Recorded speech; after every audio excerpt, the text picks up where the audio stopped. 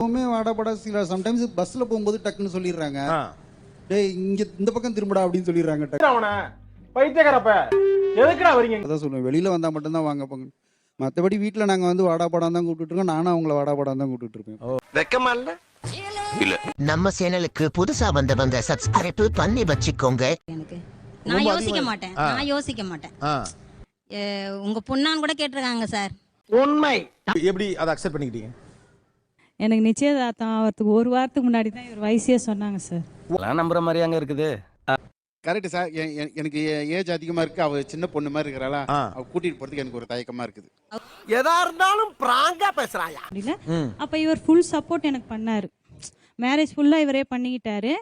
Okay, கத்துக்கிடணும் ஐயா, கத்துக்கிடணும். அம்மாவும் 2 பேரும் கூட பிறந்தவங்க, அண்ணன் தங்கச்சி. ஸோ அதனால பாசமலர் மாதிரி அவங்களுக்குள்ள ரொம்ப இது அட்டாச்மெண்ட் உண்டு. சொல்லுமா அண்ணன் கேட்குறேன். அண்ணன் பையனை கட்டுறதா இருந்தால் பெரியவனுக்கு தான் கொடுக்கணும். இவங்க பிறக்கையில உங்களுக்கு என்ன வயசு? அவங்க பிறக்கல நான் 8th படிச்சிட்டு இருக்கேன். அப்ப நான் மட்டும் நான் இழுச்சவாடா. எதனா இருப்பாங்க சொந்தம் அந்த பொண்ணு தானே? ஆமா. அப்போ உங்களுக்கு அது ஒன்றும் தோணலையா, நம்ம தூக்கி வளர்த்த பிள்ளை? அதனால தான் நான் வேண்டாம்னு சொன்னேன். ஓகே. இவங்க ஏதாவது சொல்லுவாங்களா அப்படின்னா இவங்க வாயை திறக்கல, பேசாமலே இருக்காங்க. இல்ல என் ஹஸ்பண்ட் தான் சொல்லியிருக்கலாம், இவங்களும் ஒன்றும் சொல்ல கிடையாது. வாய்ப்பில்லை ராஜா, என்னது? சந்தோஷமா என்ஜாய் பண்ணிட்டு இருந்தேன். என்ஜாய் பண்ணிட்டு இருந்தீங்களா? எனக்கு வயசு கம்மி, அவரை பார்த்து வயசான மாதிரி தெரியுது இல்லையா? அவர்கிட்ட ஒரு ஆனந்தம், சின்ன ஒரு சந்தோஷம். நான் எங்க தெரியறோம்ல, எங்க வச்சிருக்கோம்ல, அவர் ஏஜா தெரியுது இல்ல அப்படின்ட்டு. அப்போ அம்மாட்ட வேண்டான்னு தான் சொன்னேன். ரொம்ப வயசு இருக்குமா வேண்டான்னு சொன்னேன். அப்புறம் அம்மா 4 பொண்ணுங்க சார் நாங்க வீட்டுல. அதுக்கு என்னங்கிறப்ப கல்யாணம் பண்ணிட்டேங்க சார். சார் மாமா, அம்மாவோட தம்பி. எனக்கு வந்து 14 வயசு கல்யாணத்தப்ப. அப்பா நீங்க என்ன சொன்னா சரிதான்ப்பா அப்படியே கல்யாணம் பண்ணி கொடுத்துறாங்க சார். ரொம்ப சின்ன பொண்ணு இல்லையா நீங்க கல்யாணம் பண்றப்ப? 14 வயசு தாங்கிறாங்க. இவ்வளவு வயசு டிஃபரன்ஸ் இருக்கிறப்ப கல்யாணத்துக்கு எப்படி ஒத்துக்கிட்டீங்க? சார் ஆக்சுவலி எங்களோட லவ் மேரேஜ் தான். எனக்கு அவருக்கு 10 இயர்ஸ் டிஃபரன்ஸ். சரி இன்னும் வருஷம் ஆயிட போகுது அப்படின்றதுக்காக வேண்டான்னு எனக்கு தோணுச்சு.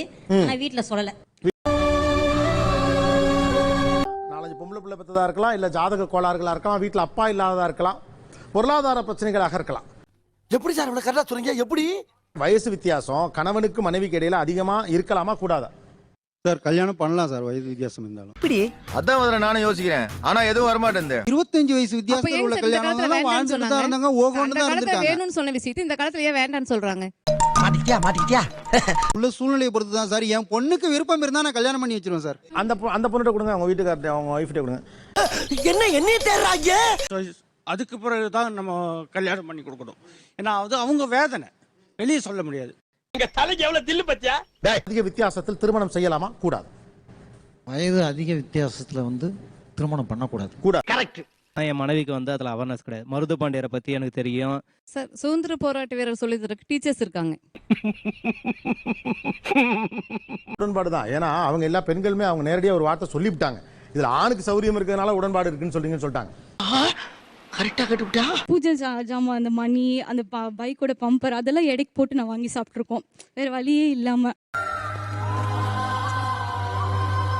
அவங்களுக்கு வந்து மனசுக்குள்ள ஒரு வேதனைகள் இருக்கும், அது இல்லாம அவங்க வெளிப்பட சொல்ல முடியாது. நம்ம சேனலுக்கு புதுசா வந்தவங்க சப்ஸ்கிரைப் பண்ணி வச்சுக்கோங்க.